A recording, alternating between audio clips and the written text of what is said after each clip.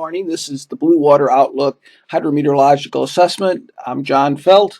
We're going to take a look at a number of factors surrounding the hydrologic and hydrometeorological impacts and parameters and factors associated with Isaac. Here's the latest satellite picture, and it's not nearly as organized yet today as it was yesterday, as you'd expect as it's moved onshore. The rain bands are pretty complicated as the circulation is beginning to not be as tight. It's beginning to expand a bit, and we're going to take a look at those as well. So let's start off by looking at the current radar picture. I think you can easily see where the circulation is in this picture. Let's see here. Right in this area here is the center of circulation, pretty broad, and these bands here that are streaking in from the Gulf of Mexico, these are producing very heavy rainfall. Look at all of them here. They go well into Alabama.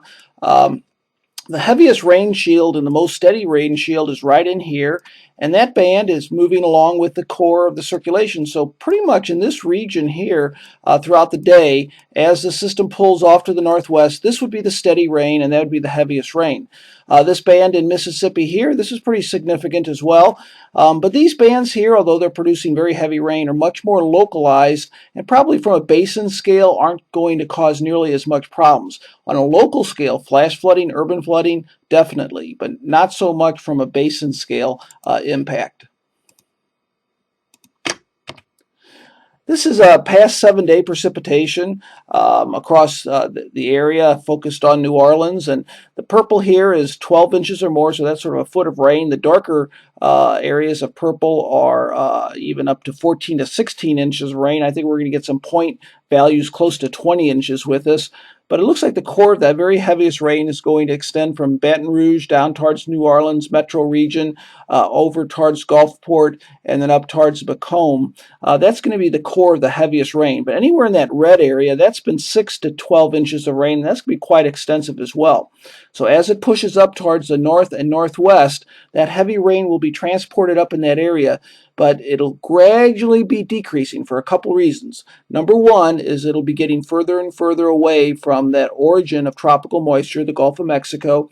And second, and more importantly, it's going to be picking up speed as it moves up to the north and eventually northeast. Having said that, tropical systems, once they move inland, are notorious for producing very heavy rain well away from where it moved inland.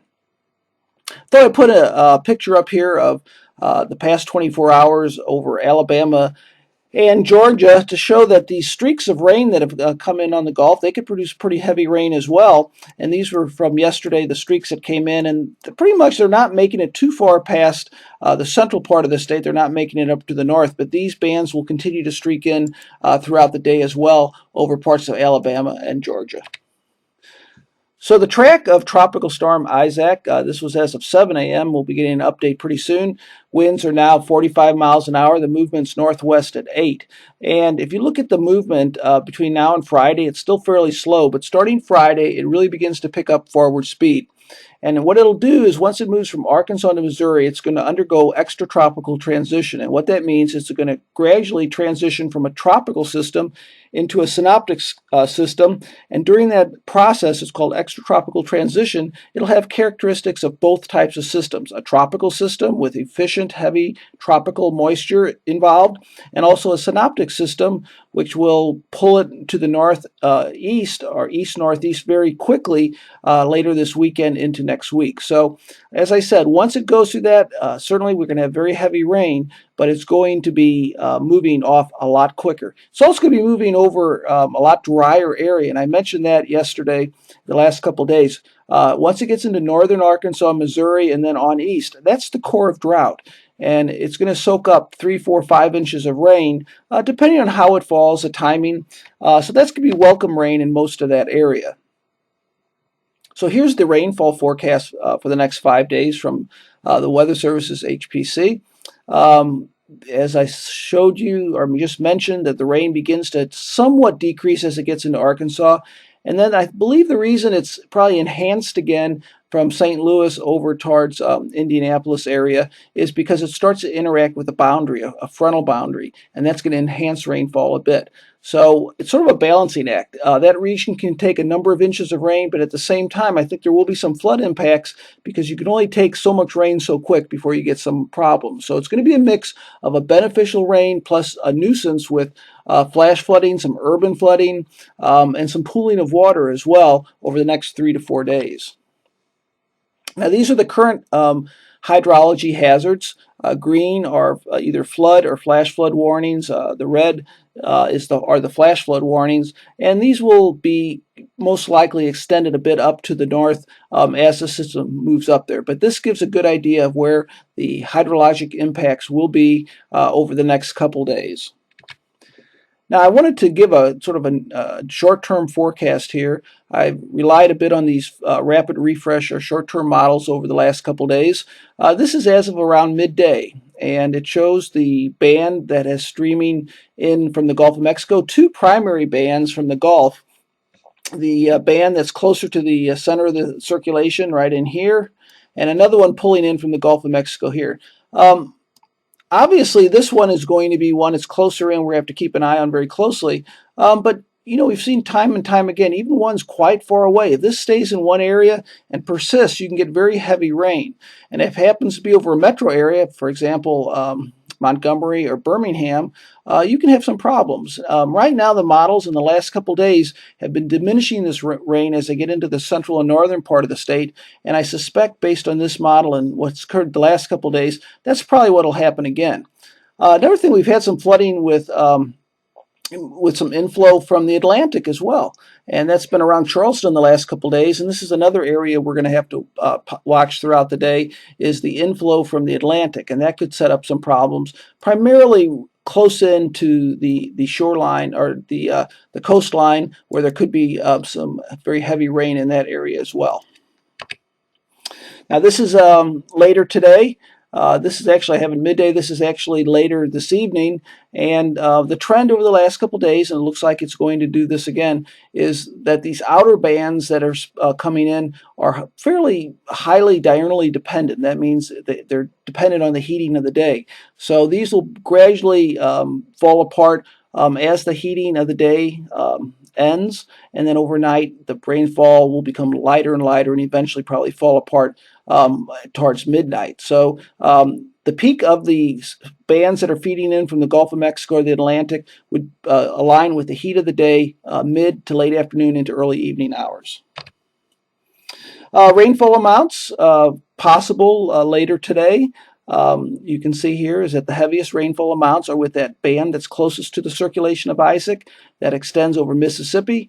But there's also sizable amounts of rain that are streaming in from the Gulf of Mexico, and then with those two bands. The other one coming in from the Atlantic. So we'll have to keep an eye on that one. Now, interesting one is if that moisture streams in from the Atlantic, that's actually streaming right into the area of drought over central Georgia. And that could be very beneficial for that area. That area can take 3, 4, 5 inches of rain, and we won't near that with this. So that could really be a great place for this rain streaming in from the Atlantic to head into Georgia for that. So that's today. Now the rainfall, the river forecast over the next several days. Right now, the most significant main stem river impacts are along the area that received the 6 to 10 inches of rain or more. The red is major flooding, and the purple is red is moderate flooding, purple is major flooding, and those are going to be the real hot spots over parts of southeast Louisiana and far south Mississippi. So those are, at least for the next couple days, are going to be the hot spots. Now you can see there's still some lingering flooding over in the central Florida area around Tampa from some previous heavy rain, both before and during the time when Isaac went through. So that's main stem river flooding. Now I wanted to point out as well, something to just keep an eye on here. There's another system out in the Atlantic here, the system right here, and we're going to have to keep an eye on this. Now, you might remember we've had this area of high pressure sitting here, and this has been sort of blocking the east coast, and that looks like that's going to stay in that area for quite some time. Matter of fact, this area here somewhat protected right now, and that looks like that's going to continue a while. I looked at some climate models longer term, and that's going to be there for a while.